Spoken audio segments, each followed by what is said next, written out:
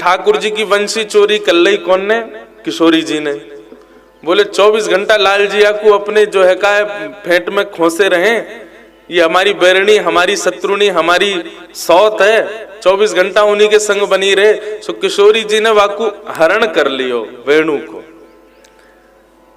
और जब ठाकुर जी खूब मांगे, अब राधे रानी दे दारू वंशी मोरी, जा वंशी मोरे प्राण बसत है, सो बंसी गई खोई, अब राधे रानी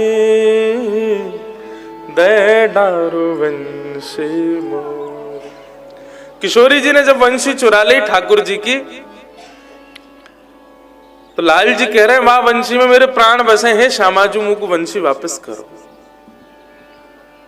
किशोरी जी को लगी कि या वंशी में प्राण बसे, हम में प्राण ना बसे इनके, हैं जो वंशी इतनी प्रिय लगे इनको। तो श्रीमद् भागवत के जो 2 महात्म हैं, उनमें दूसरे महात्म में श्री यमुना जी वर्णन करती हैं कि कभी कभी ठाकुर जी के वंशी के रूप में श्री श्यामाजू ही विराजमान होती हैं अधर पर। कल कथा में एक भाव कह रहा था ना कि श्रृंगार की प्रणाली में ठाकुर जी सबको अवकाश देते, वंशी को कभी नहीं देते। कभी कभी बिना मोर पंख के भी ठाकुर जी रहते हैं, कभी कभी बिना पीताम्बरी के भी रहते हैं, कभी कभी बिना काली कमली, वंशी को कभी अवकाश नहीं। क्यों? नित्य समीप रहती है तो कहीं ना कहीं कोई तो संबंध है। तो भैया ये प्रकट रूप में श्यामाजू तो बगल में विराज रही है, पर अप्रकट रूप में ये वंशी ही किशोरी जी के रूप में ठाकुर जी के अधर पर विराज रही है।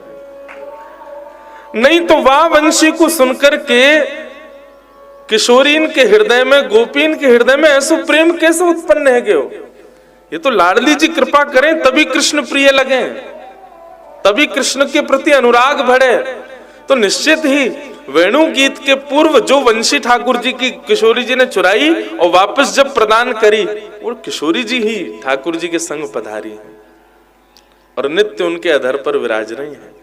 अब जब ठाकुर जी वेणु रव करते हैं तो वो स्वर जाता है और खोजता है ब्रज में कृष्ण प्रियसियों को और उनको कृष्ण प्रेम में ही उन्मुक्त करता है। ये श्री जी ही है हमारी। ऐसी वेणु रव, ऐसी वंशी ठाकुर जी की बज रही है। आहा। गोपियां तीसरे श्लोक में क्या कहते हैं कि गोप्यः किमाचरदयं कुशलं स्म वेणु दामोदराधर सुधामपि गोपिकानां भुंक्ते स्वयं यद विशिष्ट रसं हृदोम्ये हास्यत्वचोश्रुमुमुचुस्तरवो यथार्या। गोपियां कह रही हैं अरे ये वेणु ये पुरुष होकर के भी ठाकुर जी के अधर रस का पान करता है, इसने ऐसी कैसी तपस्या की होगी। कल वंशी के हमने कितने लक्षण बताए थे और उसके बाद आप सबको होमवर्क दिया था, कौन कौन करके लाया? वाह, इतने लोगों में 3 लोग ही होमवर्क करके लाए हो। क्या कर पनिशमेंट दें सबको? एक तो मेरे पास आ भी गया, इसमें इन्होंने 4 भाव लिखे। एक तो लिखा कि वंशी में क्या है? अनन्यता, श्री राधा नाम की अनन्यता। देखो ये भावजन्य से ये उत्तर ठीक है, परंतु हमने कहा था कि कृष्ण के सदा समीप रहती है वेणु, तो उसके वो लक्षण लाओ कि जो मानव ला सके और मानव भी कृष्ण प्रिय, कृष्ण सामीप्य प्राप्त कर सके। दूसरा आपने लिखा पूर्ण आत्मसमर्पण, ये तो हमने कल कह ही दिया था कि वो पूर्ण रूपेण समर्पित ही रहती है। तीसरा आपने लिखा मधुरता। देखो ये भी बात ठीक है, लेकिन अब देखो मुझ पर बंसी बजानी नहीं आती, मुझे दे दो तो मैं मधुर तो नहीं बजाऊंगा, तो यहां पर यह भाव खंडित हो जाता है। चौथा भाव लिखा अनुग्रह। श्री ठाकुर जी ने वेणु का उपयोग जीव पर अनुग्रह करने के लिए उससे सद्गुणों को देखकर ही किया है। आपके भाव हम उसको प्रणाम करें, पर इसमें वो भाव लिखने हैं, वो भाव व्यक्त करने, थोड़ी बुद्धि तो लगानी पड़ेगी भैया, कि ऐसे गुण लाओ जो मानव ला सके। मैं रात भर बैठा रहता हूं, तब जाकर के मुझे एक आध गुण समझ में आते हैं। तो कल हमने 4 लक्षण बताए थे। पहला लक्षण क्या था? दोष युक्त होते हुए भी ठाकुर जी के सामने दोषों को छुपाती नहीं है, प्रकट कर देती है। ये मानव का गुण होना चाहिए ठाकुर जी के समीप जाने के लिए। दूसरा लक्षण बताया था शहंशाह, करके वो वंशी बनती है। पहले वृक्ष रूप में होती है, छीली जाती है, छिद्र किए जाते हैं, उसके प्राण हरण किए जाते हैं, तब जाकर के वो वंशी बनती है, सहती है। ये दूसरा लक्षण बताया था। बिना सहन किए भगवत सानिध्य प्राप्त नहीं होगा। तीसरा लक्षण बताया पूर्णाधीन, पूर्ण रूपेण ठाकुर जी के अधीन रहती है। ठाकुर जी चाहो तो मुझे धर दो, ठाकुर जी चाहो तो मुंह को खोस लो, ठाकुर जी चाहो तो बजा लो। अपनी कोई इच्छा नहीं है, पूर्ण अधीन है ठाकुर जी के, अपनी इच्छा से विमुक्त रहती है वंशी। ये तीसरा लक्षण बताया था। और चौथा लक्षण क्या बताया था? शरणागति, करवाती है, बिचौलिया है। क्या बताया था चौथा लक्षण? वंशी अपने प्रति आकर्षित नहीं करती, वंशी की ध्वनि आपको आकर्षण करेगी, लेकिन प्रेम यदि होगा तो वंशी वादन करने वाले से होगा, वंशी से नहीं होगा। लो आगे 2-3 होमवर्क और आए। अब पहले हमारा होमवर्क सुनो।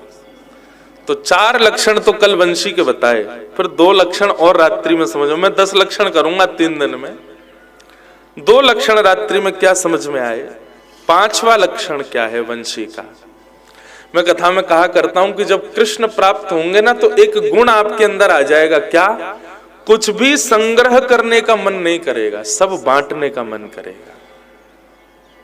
अभी हमारी स्थिति क्या है? हमें कुछ मिलता है तो हम चाहते हैं हम इसको रख लें, इसको सजो लें और संग्रह कर लें और इकट्ठा कर लें। ये इकट्ठा करने वाला स्वभाव जब तक हमारा है, समझो ठाकुर जी अभी दूर हैं। जैसे ही स्वभाव आपका बांटने का बन जाए, प्रदान करने का बन जाए, दान करने का बन जाए, लुटाने का बन जाए, लुटावे को मतलब वो गलत रूप में नहीं, लुटा रहे महाराज सवन पे, वो नहीं। लुटावे को मतलब क्या है? श्री राधा गोविंद देव प्रभु की कोई निज प्रसादी आपको मिली, आपका सौभाग्य, आपको प्रसाद मिला, पर आपने क्या किया? तिनका लेकर के बाकी को जो सब में बांट दियो। आप यहां से सुंदर कथारस लेकर के गए और जो कथा में नहीं आए वागु बैठा करके ये कथारस बांट दियो। ये ऐसे लुटानो। संग्रह की स्थिति ना रहना ये भगवत सामीप्य का एक लक्षण है। ठाकुर जी जब जीवन में आएंगे तो आपका संग्रह करने का मन नहीं करेगा, व्यय करने का मन करेगा, बांटवे का मन करेगा, लुटावे को मन करेगा। तो वंशी का स्वरूप क्या है? संग्रह नहीं करती है वंशी, अपने पास कुछ नहीं रखती है। वंशी में जल डाल दो वो निकर जाएगा, हवा डाल दो वो निकर जाएगी, रेत डाल दो वो निकर जाएगी, कुछ रखती नहीं है अपने पास में। संग्रह की स्थिति नहीं है। ये वेणु का 5वां लक्षण है। तो कृष्ण अधरामृत की प्राप्ति करना चाहते हैं तो कल बताए 4 लक्षण और ये 5वां लक्षण, संग्रह ना करना, संग्रह की स्थिति ना होना। और या फिर संग्रह किया भी केवल इसलिए जा रहा है ताकि उसका विक्रय किया जा सके, विक्रय नहीं, उसको बांटा जा सके, उसको लुटाया जा सके, उसको दान किया जा सके, इसलिए संग्रह किया जा रहा है। भोग के लिए संग्रह नहीं है। हमारी भाषा समझ में आ रही है ना? कई को तो उबासी आ रही है, सवेरे सवेरे आ गए 4 बजे उठ करके, पर बंधु ये बहुत सुख है। ऐसा सुख दिन भर में नहीं मिले, जैसे ऐसा लगे सवेरे बैटरी रिचार्ज करके गए और पूरे दिन फिर आनंद से विचरण कर रहे हैं। तो 5वां लक्षण क्या है वंशी का? संग्रह नहीं करती हो। और 6वां लक्षण क्या है? बहुत सुंदर लक्षण है। मेरे को तो जब लक्षण याद आते हैं तो मैं नाच लेता हूं। जब मैं भाव लिख रहा था तो ये लक्षण जब मन में आ रहे थे तो अपने आप ही मन रूपी मयूर नृत्य कर रहा था और श्री जी को बार बार धन्यवाद कर रहे कि आप ये लक्षण बता करके मानो हमको प्रेरणा दे रही हैं कि ये लक्षण पालन करो, आ जाओ कृष्ण के अधरों के समीप। छठवां लक्षण वंशी का क्या है? वंशी किसी को भयभीत नहीं करती, अभयदान। वंशी से किसी को भय नहीं होता, वो अभय प्रदायक होती है। वंशी की प्रजाति के वृक्ष, वंशी के प्रजाति के अन्य अन्य साधन, चाहे वो डंडा हो, चाहे वो लट हो, चाहे वो मोटे बांस हो, सब भय प्रदायक होते हैं, सबसे भय होता है। लेकिन जैसे ही वो वांश वंशी के रूप में प्रकट हो जाती है, अभय देती है, किसी को भय नहीं देती, फिर उससे किसी को भय नहीं होता। अरे किसी को कोई प्रहार भी करना हो, किसी पर कोई किसी को दंड भी देना हो, वंशी का उपयोग कोई नहीं करेगा, अन्य अन्य साधनों का उपयोग कर लेगा, लेकिन वंशी पास हो तो वंशी फेंक के मारे, ऐसा कोई निर्दय नहीं होगा। वंशी अभय दान करती है, ये वंशी का छठवां लक्षण है। तो मानव को ये लक्षण अपने भीतर लाने हैं ठाकुर जी के अधरण के समीप पहुंचवे के काज, अभय दान। अच्छा एक बात, वंशी का निर्माण किसने किया? वंशी ये जो वाद्य है, इसके निर्माता कौन है? स्वयं श्री कृष्ण है। कैसे? हमारे एक रसिक जन वृंदावन में कथा सुना रहे, बोले एक दिना गैया ने जाकर के ठाकुर जी से शिकायत करी। ठाकुर जी को गैया बहुत प्यारी लगे, गैया लगे अति प्यारी जग पालनहारी, गैया लगे। ठाकुर जी को बहुत प्यारी लगती है गैया। तो गैया ने जाकर के एक दिन ठाकुर जी शिकायत करी। ठाकुर जी शिकायत नहीं करी, ठाकुर जी ने एक दिन गैया से पूछ ली, अरे गैया तू एक बात बता, तो को कोई से भय तो ना लगे? गैया बोली लगे। बोले कौन ते लगे? बोले यार बांस के डंडा ते भय लगे। मोकू चरावे वारे या जिनके घरन में मैं रहूं, वे सब कभी ना कभी याद दिखा करके मुझको भयभीत करें श्याम सुंदर। तो उस गैया को निर्भीक करने के लिए, उस गैया के भय को निवृत्त करने के लिए ठाकुर जी ने कि कौन ने दियो तो को भय? बोले या बांस ने दियो मुझको भय। सो ठाकुर जी ने अपने एक हस्त कमल से पकड़ा, तो जैसे एक हस्त कमल का स्पर्श किया, 3 उंगलियों के स्पर्श से 3 छिद्र प्रकट हो गए। दूसरे हस्त कमल का स्पर्श किया, 3 छिद्रों से, 3 उंगलियों के स्पर्श से 3 छिद्र और प्रकट हो गए। और उसी बांस को जिसने गैया को कष्ट दिया, श्रम दिया, उसको भयभीत किया, उसी बांस को जब ठाकुर जी ने खींचा तो 6 छिद्र प्रकट हो गए। जैसे ही अधर पर लगाया तो 1 छिद्र और प्रकट हो गया। ठाकुर जी ने जैसे ही प्राण पिरोए तो गैया मंत्र मुग्ध है करके नेत्रन से अश्रु प्रवाह करने लगी। ठाकुर जी बोले बता अब तो को भय लग रहा है? बोले नहीं, अब तो ये प्रेम प्रदायिका है गई है, अब तो ये प्रेम प्रदान कर रही है। गैया को भय प्रदान करे वंशी बांस, या हमारे ठाकुर जी ने वही को वंशी के रूप में प्रकट कर दियो कि अब या से तो को कभी भय नहीं लगेगा। तो वेणु का छठवां लक्षण क्या है? वो अभय प्रदान करती है। श्रीमद् भागवत में भी कहा गया है, सबसे बड़े दानों की श्रृंखला में एक दान का नाम है अभय दान। मुझसे किसी को भयभीत होने की आवश्यकता नहीं है, मुझसे किसी को भय नहीं होना चाहिए। ये ऐसा अभय दान देना, यह भी एक मानव का सुंदर गुण है जो ठाकुर जी को प्रिय है। बंधुओं देखो, हम लोग सदा उन गुणों को लाना चाहते हैं चित्त में जिससे संसार रीझे। पर यदि आप यहाँ बैठे हो, सुबह सुबह भोर में आ गए हो, तिलक लगाते हो, कथाएं सुनते हो, तो इसका मतलब है ठाकुर जी आपको प्रेम करते हैं, ठाकुर जी चाहते हैं आप वैष्णव बनो।